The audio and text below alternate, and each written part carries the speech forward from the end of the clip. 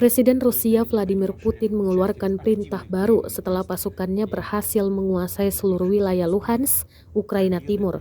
Pada Senin 4 Juli 2022, Putin meminta Menteri Pertahanan Rusia, Sergei Shoigu, untuk melanjutkan serangan Moskwa di Ukraina.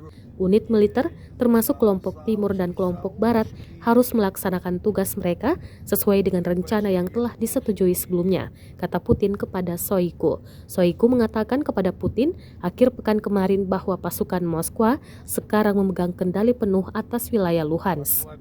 Rusia menganggap ini sebagai sebuah kemenangan besar setelah lebih dari 4 bulan pemimpinnya mengirim pasukan ke Ukraina.